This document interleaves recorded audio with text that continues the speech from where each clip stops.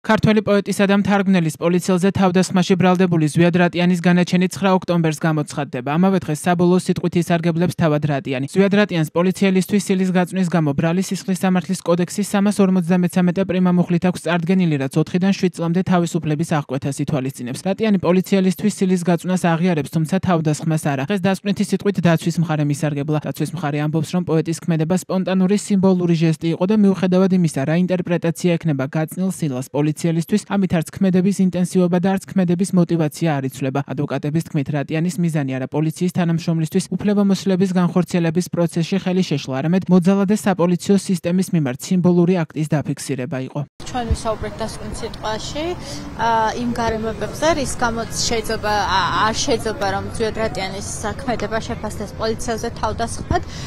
პირველ რიგში ეს არის ქმედების ინტენსივობა, პოლიციის თანამშრომელზე ერთჯერადი ზემოქმედება, ერთჯერადად სახეში სილის გაწვნა არ წარმოადგენს იმ ხარისხის ქმედებას, რომელიც შეიძლება რომ იდენტიფიცირებული იქნეს თავდასხმად. ეს არ არის განსაკუთრებით მძიმე და აგრესიული აქტი, რომელსაც შეიძლება რომ შედეგად მოყვეს პოლიციის თანამშრომლისთვის რაიმე სახის სერიოზული ზიანის საფრთხე.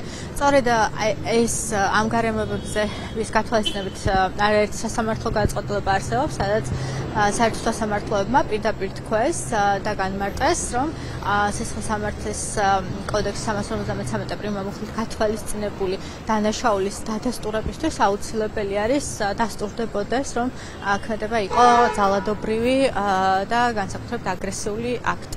ამ შემთხვევაში მსგავს აქტს ადგილი არ ჰქონია და მოუწოდეთ სასამართლოს, რომ გაითვალისწინოს აღნიშნული გარემოება. ვიდრე საბადრაგო სამსახური ზვიად რატიანს დარბაზს დაატოვებინებდა, პოეტმა სასამართლოზე ციხეში მისი მდგომარეობის შესახებ ისაუბრა და თქვა, რომ მესამე კვირა არც პაემანს უნიშნავენ, არც ბლოკნოტს აძლევენ და კალამს ვერც ციხის მაღაზიაში ყიდულობს.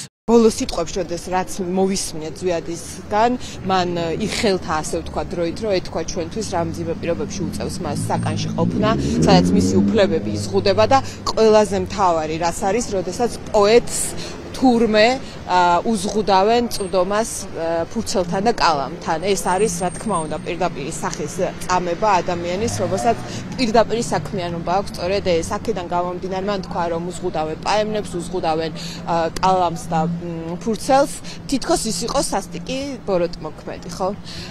აქედან გამომდინარე, რა დასკვნა შეიძლება ამ რეჟიმზე გამოვიტანოთ, კიდევ ერთხელ არის ის, რომ აქ არ არის სამართლიანობაზე საუბარი, აქ არის საუბარი იმაზე, რომ რეჟიმს უნდა რომ დასაჯოს ის ადამიანები, რომლებიც დღეს არიან საკმარისად მამაცი, რომ ხმამაღლა თქვან, რომ არ მოსწონთ ის, რაც ჩვენს ქვეყანაში ხდება. ჩვენ გვქონდა ეს ინფორმაცია და ძალიან კარგია, რომ ზვიად რატიანმა დღეს საჯაროდ ყველას გვითხრა პროკურორის გასაგონად, მოსამართლის გასაგონად, რომ მასზე ფაქტობრივად წამების ტოლფასი ქმედება აქვს ადგილი ციხეში. წერალს, დიდ პოეტს, მთარგმნელს, როდესაც წერის საშუალებას უზღუდავდა, მას ავიწროვებდა, ქაღალდს და კალამს უზღუდავ, ეს არის წამება, ეს არის ზეწოლა ფსიქოლოგიური, სირცხვილი პროკურატურას, რომ ესეთი მდაბიო და სამარცხვინო ნაბიჯებს დგავს.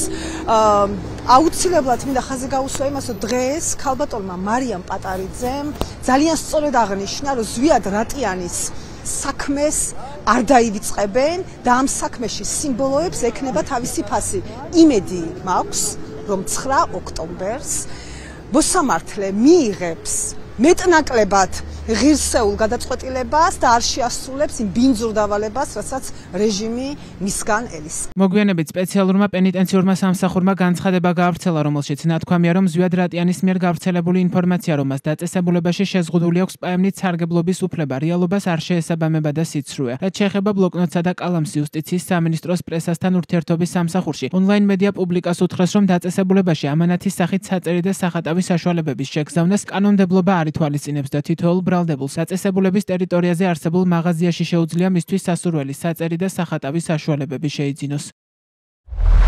პენიტენციური კოდექსის შესაბამისად ბრალდებულს უფლება აქვს ერთი თვის განმავლობაში ჰქონდეს 4 ხანმოკლე პაემანი პატიმრობაში ყოფნის განმავლობაში. ერთი ხანგრძლივი პაემანი ბრალდებულმა ზვიად რატიანმა 2025 წლის სექტემბერში ისარგებლა 3 ხანმოკლე პაემნის უფლებით. ერთი ხანმოკლე პაემანი კი საკუთარი სტურვილით გადაცვალა სატელეფონო საუბარში. ბრალდებულმა ზვიად რატიანმა 2025 წლის 29 სექტემბერს დაგეგმილი ხანგრძლივი პაემანი სპეციალური პენიტენციური სამსახურისთვის უცნობი მიზეზების გამო გააუქმა. 2025 წლის 2 ოქტომბერს ჩანიშნული ხანმოკლე პაემანი მისი განცხადების საფუძველზე იმ მიზეზით რომ ჰქონდა სასამართლო პროცესი გადატანილი იქნა 2025 წლის 13 ოქტომბერს. ასევე აღსანიშნავია, რომ ბრალდებულ ზვიად რატიანს მორიგი ხანმოკლე პაემანი ჩანიშნული აქვს 2025 წლის 3 ოქტომბერს. ზვიად რატიანი 23 ივნისს თბილისში პარლამენტთან პროევროპული აქციის დროს დააკავეს. პროკურატურა ამბობს, რომ რატიანმა დიდუბე-ჩუღურეთის სახაზო საპატრულო სამმართველოს უფროს თეიმურაზ მეშველაშვილს ხელი გაარტყა. ზვიად რატიანის საქმის პროკურორი გიორგი გოგოლაძე პოეტის დამნაშავედ ცნობას ითხოვს. გოგოლაძის განმარტებით რატიანი პოლიციელ მიშველაშვილს მაშინ დაესხა თავს, როდესაც პოლიციელი სამსახურებრივ მოვალეობას ასრულებდა. პროკურორის თქმით, რატიანის მიერ დანაშაულის ჩადენის მოტივი შეიძლება ყოფილიყო შურისძიება. სიძულვილი პოლიციელის მიმართ. მისი თქმით, გათვალისწინებული უნდა იყოს, რომ თეიმურაზ მეშველაშვილს რატიანის მიმართ